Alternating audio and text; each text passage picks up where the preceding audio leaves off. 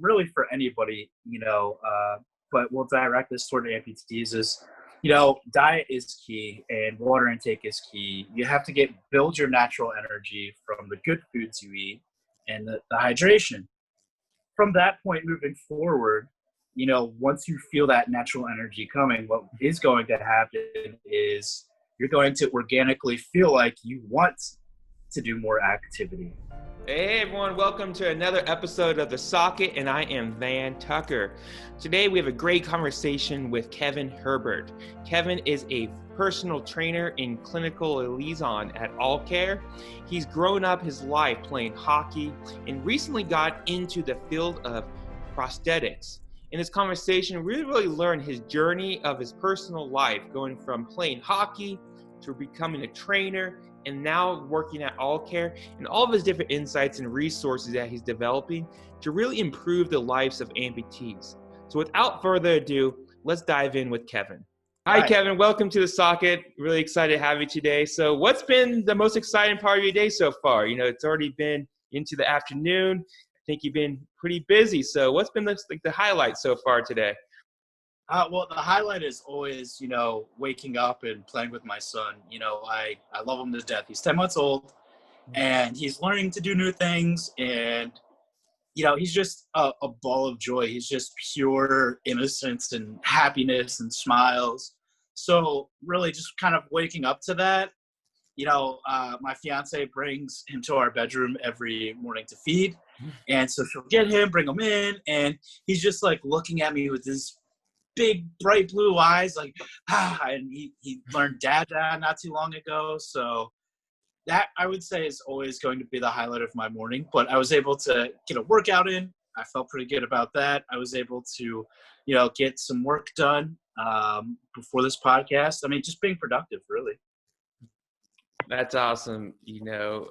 It's amazing what a baby does to your life. I have my son just turned 2 last month, and I was very fortunate to have Dada be his first word. It was a little battle, but that was a nice little thing. So very cool. I remember when that happened, so that's pretty cool. So, it's awesome to kind of have that be the start of your day for sure and kind of set the foundation. And so, for the people that may not know you, Kevin, we'd love to kind of hear your story. You're in the industry, but you also have firsthand experience of, so it'd be awesome to kind of learn your story kind of growing up and how you kind of got to where you are today. Yeah, I mean, I will start out that I am a congenital below elbow limb different individual. In other words, I was born without my right hand and wrist. And, I grew up with a ton of great support, whether accidental or on purpose. I still have yet to determine that. But, my parents, they did a good job. They kind of treated me like, their other son, my brother, and any other kid out there. Like, hey, you fall, you get back up. You don't really have anything that is going to stop you unless you stop you. You just have to do things a little bit differently. And that's kind of where my little slogan of "we do the same things, just differently" really kind of came from. So, I grew up with a brother who is 2 years older than I am. So having 2 boys in the house, we were very competitive by nature, beating up on each other, playing sports, whatever the case is, video games, just very competitive. And that kind of helped build a drive in me that I just always wanted to be better. I wanted to be the next level. And so I played hockey. I started playing hockey, probably around the age of 5, and picked up a stick. And of course it's different, it's different for me than a 2-handed person playing. But I just practiced, I had a parking lot next to my house that I would wake up at 8 a.m. on a Saturday and a Sunday. And my brother played goalie, so I had a person to shoot on, which was amazing. And we would play until, 7, 8, 9 p.m. every weekend without failure. And then I started getting into leagues and playing. And, it was interesting because kids would look at me and go, oh, this guy's got one arm. What can he do? And so they would kind of back off from me. And I saw this, so I would take that opportunity to go score some goals. And you know, by like halfway through the second period or the third period, people started paying attention going, well, this kid can do something, let's cover him. So now their focus kind of goes on to me a little bit, and it's taken away from another player. And, so I would become a playmaker then. But, so I learned to capitalize on opportunity a little early in life. And I played hockey for about 20 years, all through, elementary school, middle school, high school, and a little bit after high school. You know, it was always a struggle to try to easily fit in with kids, from everyday schooling to, switching from elementary to middle school to high school. But that helped build character, I think, to really believe in myself. If I have to kind of really go out of my way to show people that I can do, I will do, and I'm just as good, I have to have the confidence in myself and really believe in myself. Otherwise, nobody else will believe it. Sorry about that. Hello? You're still here. Your video cut out. Okay, you're still good. Up a little bit, I wanted to make sure. So my apologies. But so with that confidence, it just really helped me get through going to school by myself and then making friends and just really capitalizing on that. My mother got sick when I was 16. So I'm still at a phase where I'm kind of learning about myself. I'm learning how to live one-handedly. It's not like there's a manual for it. And to be honest with you, they don't really teach it in school. That could be a story for another day maybe. But, so I'm just really trying to figure this stuff out. And then my mom got sick, and that was really tough, because I'm just stuck between battles of I'm trying to figure myself out. I'm trying to figure out what I'm going to do after high school, what's going to happen to my mom. So for about 8 years, it was going through, my mom being sick and battling, and I had no idea what I wanted to do.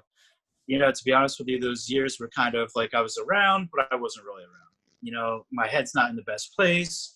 I don't know what I want to do with my life. I'm gaining and losing weight. I was playing hockey for a while. That was really kind of what kept me going.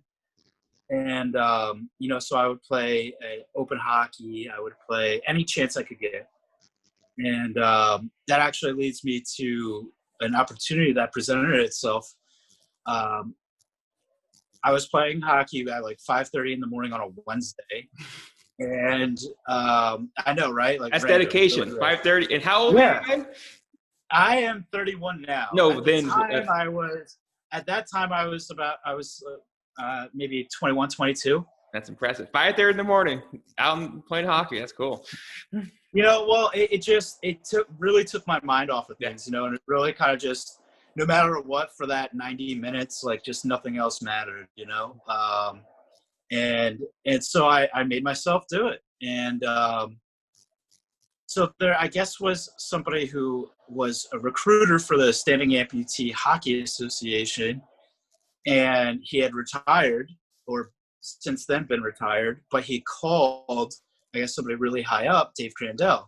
He's now a representative also for the Standing Amputee Hockey Association, and we had about a 2-hour conversation about opportunity, and how this guy's telling Dave that I'm better than people with 2 hands out on the ice, and so for me, it was a big compliment, because, not only am I striving to be the best player I can be, but I'm not looked at as he's a really good hockey player with 1 hand. He is a great player that can keep up with everybody who has full limbs, so that to me was a very special phone call and a special opportunity.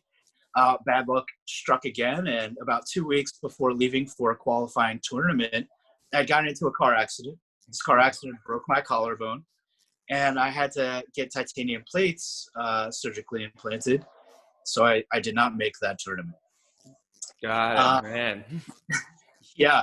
I mean, this is kind of like just a basic timeline of life that kind of led to where I am today. Mm-hmm. So after that, I have to be completely transparent. I became pretty depressed after that, because my life changed. I thought I was going in one direction, and now it's completely in another. And so I gained a bunch of weight. My mom passed, so that didn't help. Um, in November 16, 2012, that didn't help. I gained a bunch of weight.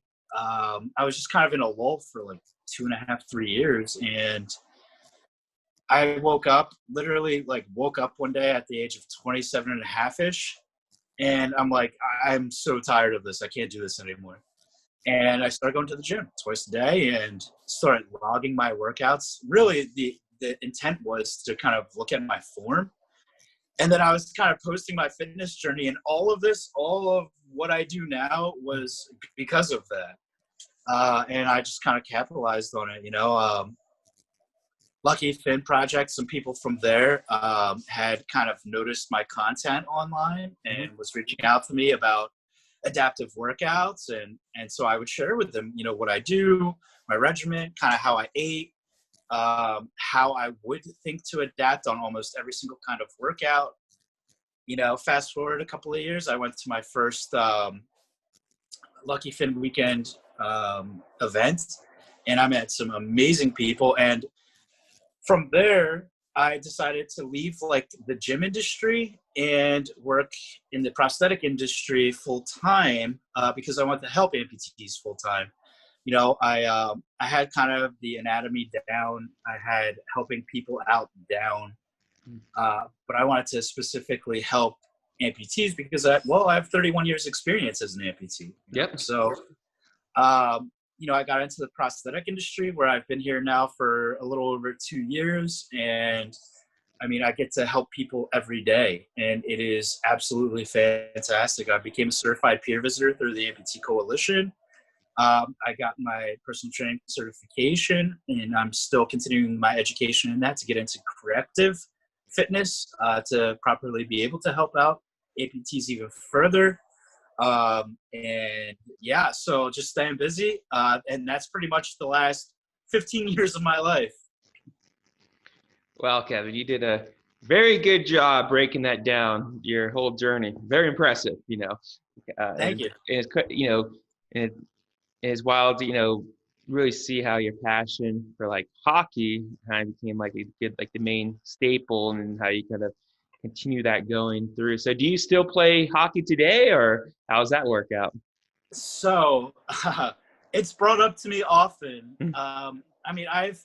I've picked up a stick and kind of shot like a ball around or a puck around here and there, but it is extremely difficult for me to be at a stage where if stepping on the ice, I know I won't be where I was 10 years ago. I haven't been practicing, but knowing that I had this opportunity, I'm afraid to be constantly reminded of that being taken away.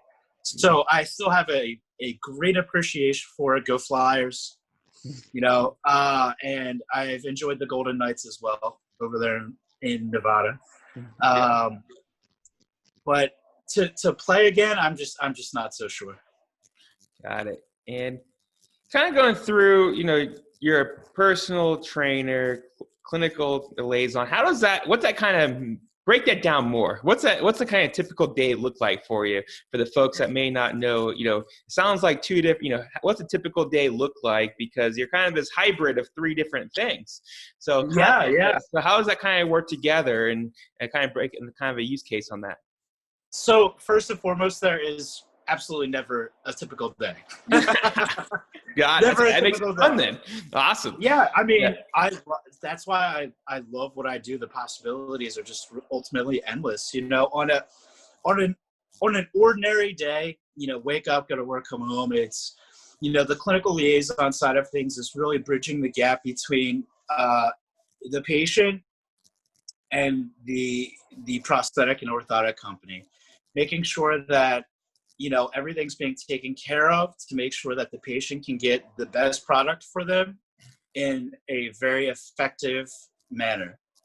Timely and quality is really what we represent. So I'm just an extra set of hands, if you will, on making sure that the patient's getting what they need. All the paperwork's filled out. The doctors are being met. They're getting the scripts in. Everything we need.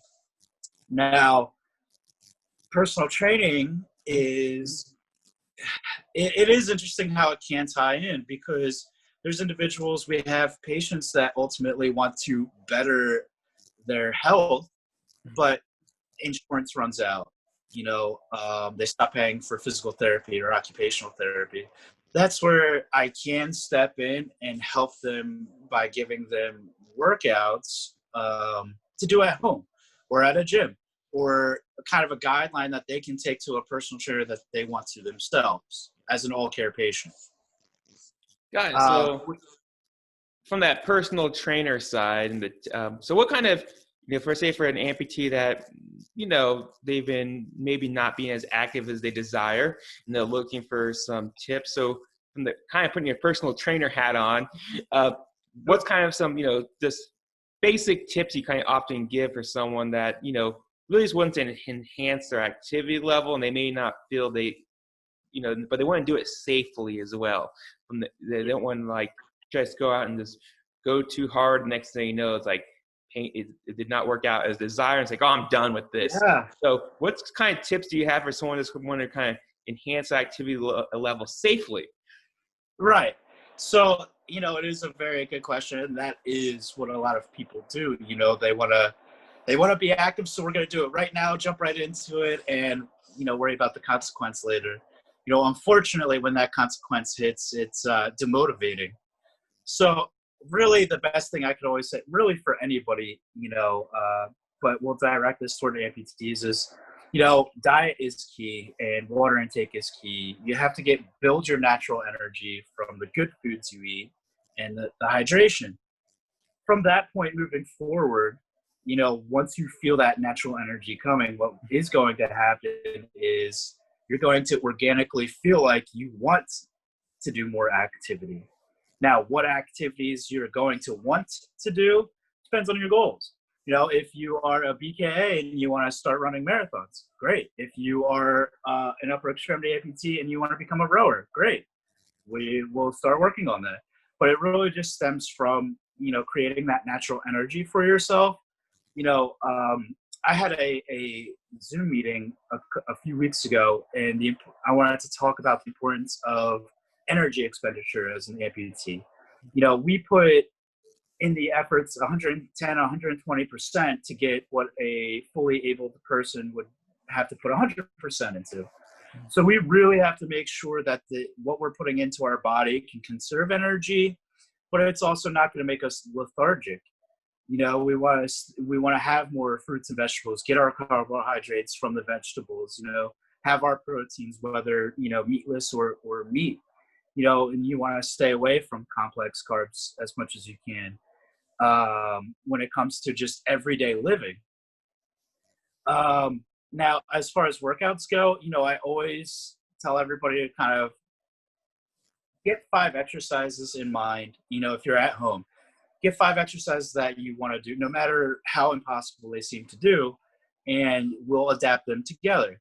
So if it is a lower extremity, we can substitute weights for bands or other kinds of resistance. Same thing for upper extremity.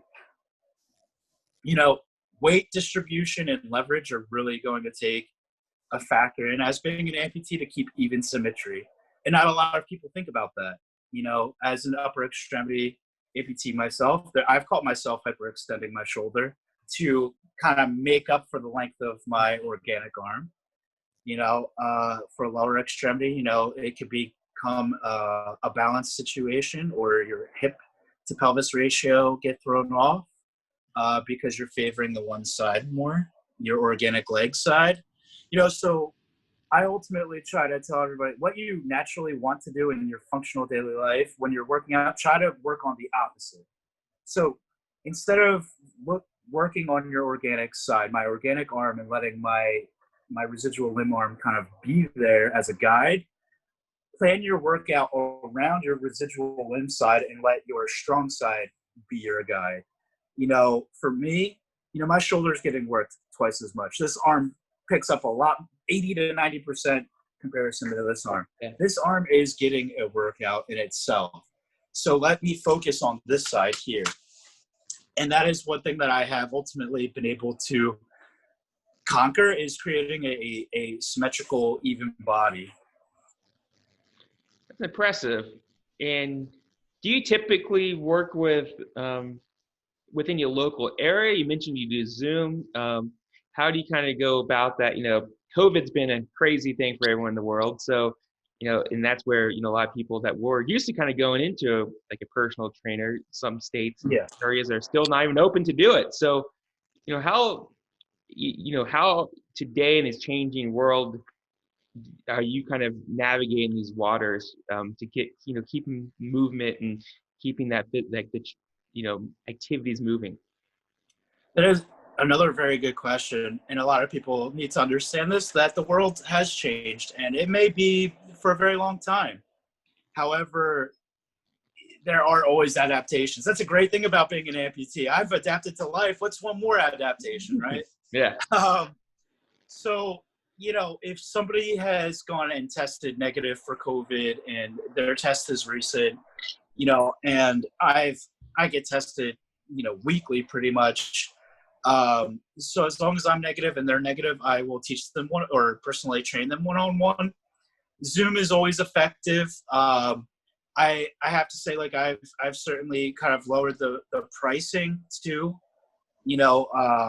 I still want to be able to continue to learn to be a personal trainer and help individuals out, and not have somebody kind of have to choose between, the electric bill or Kevin's personal training because I'm not working as much. So I will also write up workouts and send them by email, or we can discuss them over Zoom that they can do at home, especially if they do have the equipment. And I check up with them once a week to see what their progress is. That's more of like an honorary system, but at the end of the day, my goal isn't to have that one person as a client forever. I want to be able to have them build the tools that they need within themselves to be able to go do this on their own. So this is kind of a step toward that anyway. And some people do all three. They'll meet with me in person, once every other week. We'll talk on Zoom every week, and I'll write out a weekly workout program for them. So, it really is just on the comfort level of the individual. The person that may be a little bit more excuse-oriented, I would probably want to see maybe once a week until they kind of get out of that zone. But that's how I function. Yeah.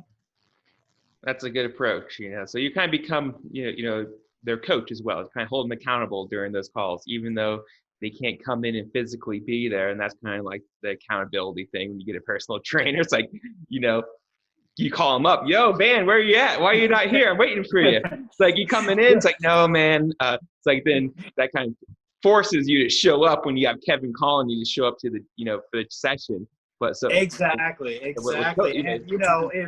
if we're on this for 4 weeks and when I'm calling you and there's just certain kind of questions that, how did you feel when you did exercise A, B, and D? Mm-hmm. If there's going to be like a Googled version of an answer, and then there's going to be a heartfelt answer from experience. And you can typically tell the difference when somebody doesn't really know, maybe because they didn't do it, and somebody who really tried to do it. Whether they failed or succeeded, either way, they succeeded by trying. But, they're able to share that experience and we can correct it and then move forward. That's awesome, Kevin. And kind of continue on this journey of you kind of, wearing these different hats that you've been kind of work your way into. So what's kind of, the last couple of years since you kind of got more into the personal training and the clinical, the Liaison side, what's kind of been the best experience you've kind of remembered when helping someone out? Oh, wow. That's a good question. There's so many, there's so many cases where it feels good for different reasons. Helping somebody get a myoelectric arm, and after they lost their, arms to an electrical fire, and giving them that kind of second chance in life, as far as using hands, that was pretty emotional because he was emotional. It was, you just couldn't put words to it, but we could certainly feel what he was feeling. That was one of the first patients I've really ever dealt with in the industry. So it was it was a very cool experience. It set the bar very high. Yeah. But I don't want to take that away from the person who, was patiently waiting and they were denied, from the insurance, and the insurance wouldn't fight for them for a leg, or the company wouldn't fight for them. And she had no place else to go. And she came to us and we said, let's give it a shot. And we fought for her. And, the emotion behind her and her daughter to kind of see her walk and get an appropriate leg again. It's not the product itself, but it's about fighting for the little guy, the person who doesn't know anything about how the insurance works, doesn't know anything about the organizations out there, and bringing them to that. I was brought to that, like, within these past couple of years. I mean, the APT Coalition Conference, it changed my life. I went from being a kid to thinking like I was the only amputee out there. Mm-hmm. I grew up in a smaller town, to now, 28 years later, being at a conference where just everybody is an amputee and everybody has their own story and everybody is strong and everybody has some jokes about their amputation. And it was so just moving and empowering. Like, I get hair, the hair stand up on my arm when I think about it. Those are the moments as to why I stay doing this, because there will always be people out there who don't know. There will always be people out there who need support. And those are the moments that feel the best, when they can look at you and you can just, without words, just know how grateful they are. So that's awesome. And kind of, what's kind of, you said everyone has these like jokes. So do you have a joke? This is kind of a curveball for it. Now you jump on the stage. So do you have any funny jokes for us? Well, so I would say I'm more of like a quick wit individual. Like, if somebody says something that they think is funny, especially if I don't have my prosthetic arm on, I'll be like, oh, that's hilarious. 2 thumbs up. And they're looking at me and they'll be like, wait, what? 2 thumbs up? And I obviously don't have 2 thumbs.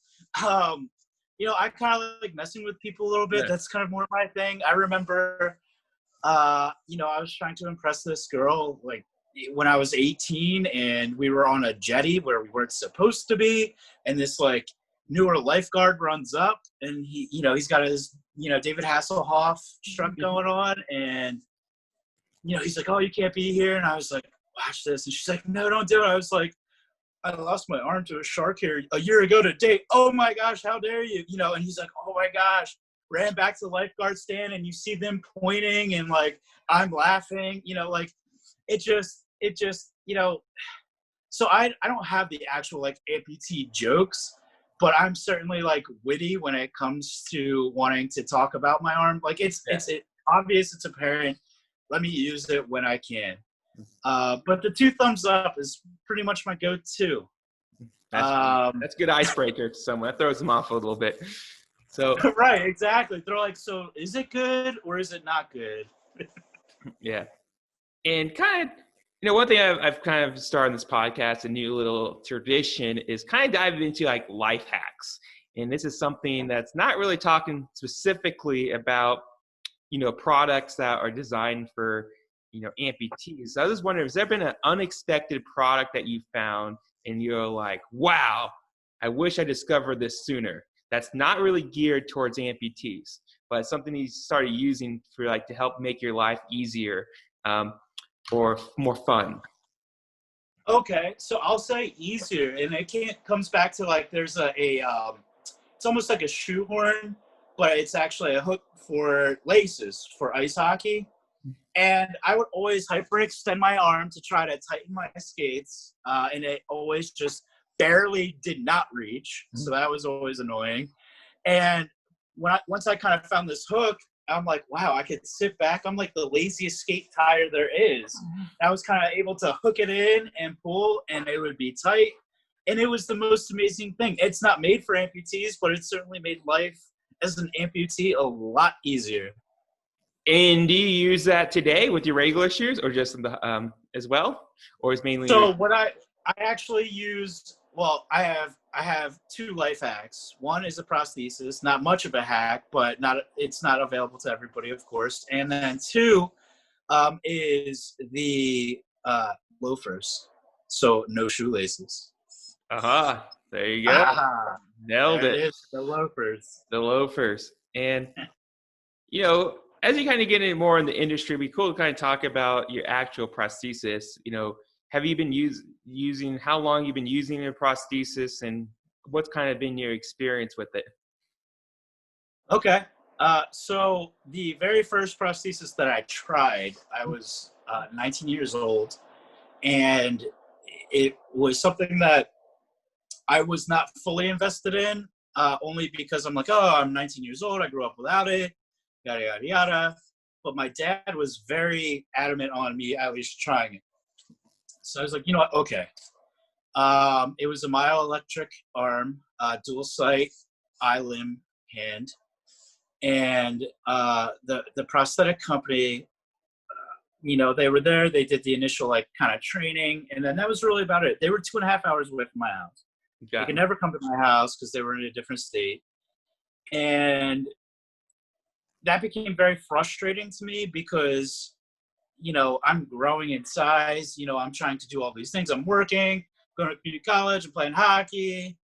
My mom's sick. I'm not really trying to have to drive 2.5 hours there and 2.5 hours home. And anytime I needed any minor adjustment, that's how it had to be. And so I had that maybe for all of like 60 days, 90 days. And I just kind of, the last time I went there, I left it there. I just left it. I had no use for it. It was slowing me down. It was annoying to have to go there every month to go get a change. So that I did not have the best experience with my very first great device, just was not coached properly. Mm-hmm. And it being very new to me, I kind of was seeking out my girlfriend's approval at the time on how it looked, and my friend's approval. And of course, they're like, "Oh, you have a bionic arm. What can you punch through?" And my girlfriend at the time was like, "Wow, that's a robot arm. That's kind of weird." And so that didn't help out either. So I'm getting all these first impressions, and I'm like, "Wow, is it worth it for me? I don't know. I'm not really wearing it anyway." So I pretty much had a bunch of excuses for it. Fast forward, I had gotten another prosthesis when I was 28. And how that happened, it was very interesting, is I was walking to my job, I lived a block away from the gym I worked at the time.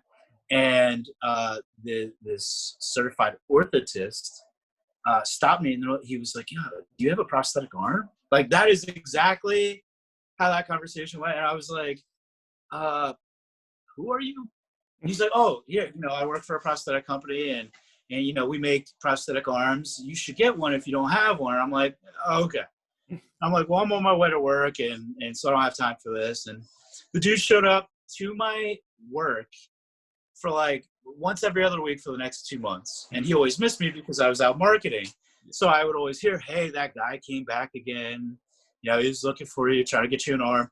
So I called him. I was like, "Look," I was like, "how does this work? Because I don't want to have to go to you. I had a really bad experience last time that happened. You're located an hour away from my house. I don't want to have to do that." He's like, "We will come to you. We will do everything at your house, and it will be at no cost to you." Okay, that sounds better, huh? It sounds better, right? Yeah. It is the, would I be stupid to not take advantage of this? And We can lost you you. hear me?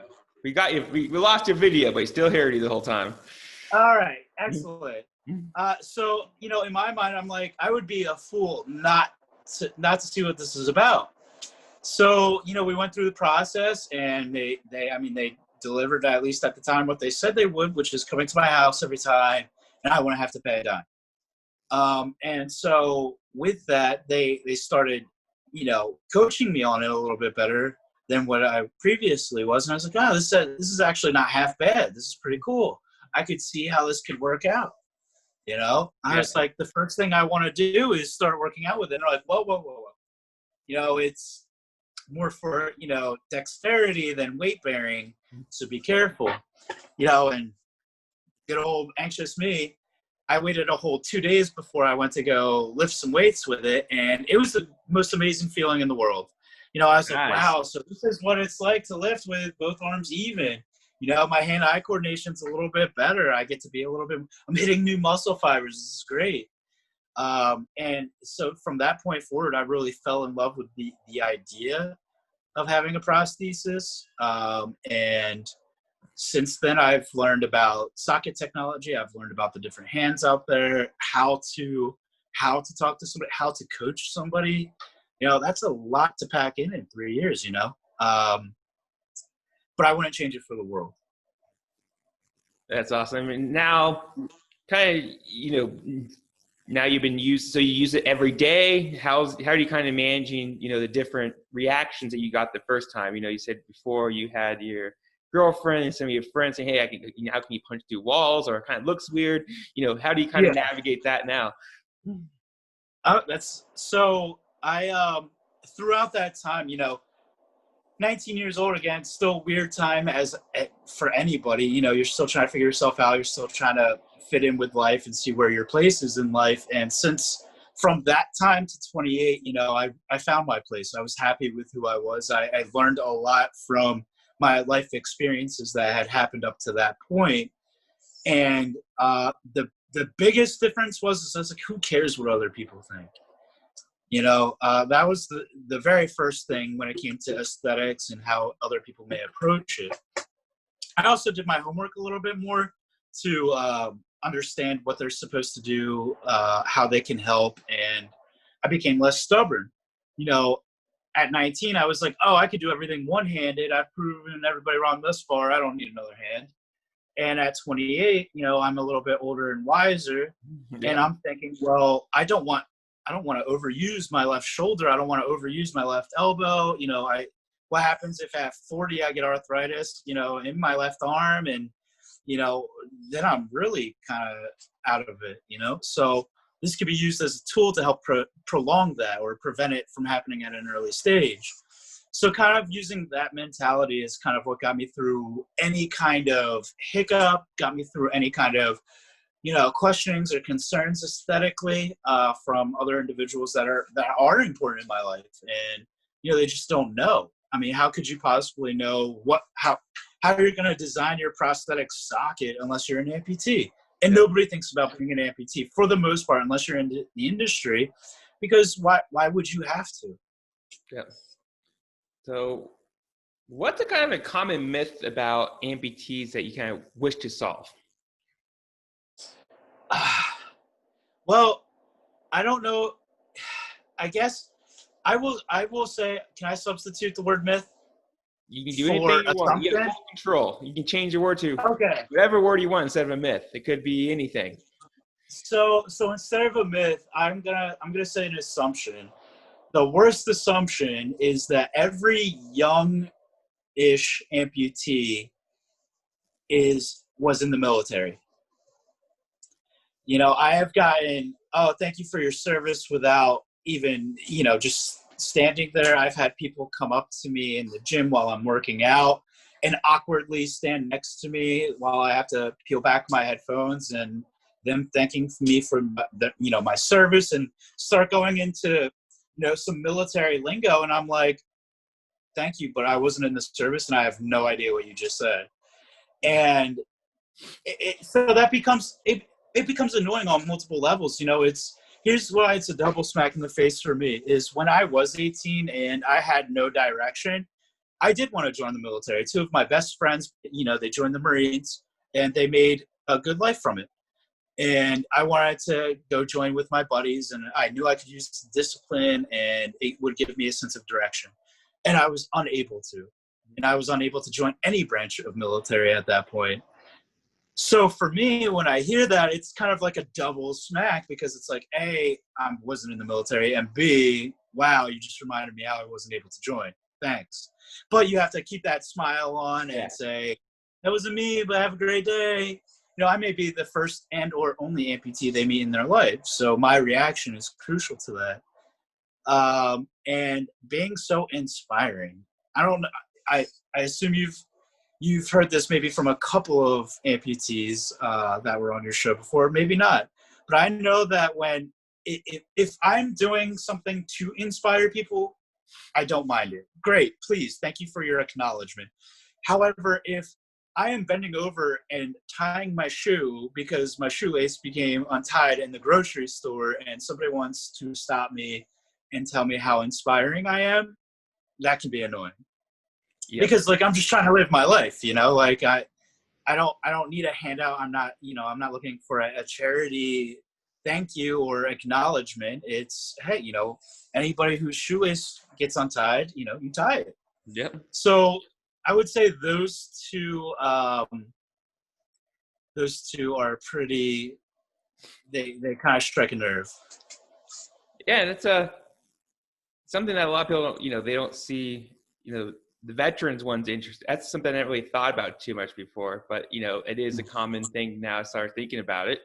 A lot of people say, "Oh, you should go," all this stuff like the VA and stuff. That's just a small percentage of the whole world of all the. Even today with wars becoming, still wars are still happening, still a big source. But from a percentage basis, it's not as big as a lot of people think it is. So right. So the stigma behind that is, younger, whether male or female. For me, it's, obviously young male, high energy, kind of in shape. So I must have been military because there's no other explanation. So that kind of goes into just education. The world needs to be more educated on how things can happen, especially with amputees. That's my area of expertise. That's what I advocate for, and so when children come up to me, I encourage it. I want them to come up and want to learn. It's when the parents say, "Oh, no, you don't want to bother him. No. Like, my feeling is that parent is now going to assume something. Chances are it will be wrong. Yep. And tell their child this, and their child will grow up believing this. Yes. And that is kind of the pattern of life that has happened for amputees. Yep. So to kind of put a break in that chain and be like, no, come, please ask away. I would rather you learn firsthand from the source than, an assumption. Completely agree. And kind of getting towards the end of the podcast here. So I was wondering, what's kind of been some resources that have helped you along the way, that kind of have you as this getting to physical therapy, what kind of helped you get to where you are today from the resource side? So from the resource side, I would say mainly I got my resources from the community. Two big resources are the Amputee Coalition and the Lucky Fin Project. The Lucky Fin Project, I have met a lot of upper extremity amputees, in which, are musicians, artists, they're in the fitness industries themselves, actors, actresses, etc. So being able to gain experience on adaptability from firsthand users, that was very important to me. ABT Coalition, they just have an infinite amount of resources, from being able to get a job to how to modify your home to how to conduct a support group to be in a support group.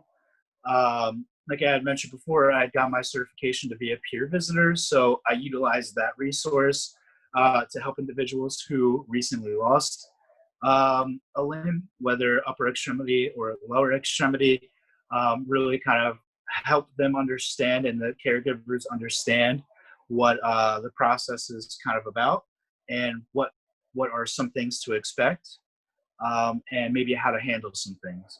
So those are the two biggest resources. All Care is another great resource because they're more of the product side of things, but they help, a lot of high-end patients. They listen, they care about what the patient wants rather than telling what they're going to get.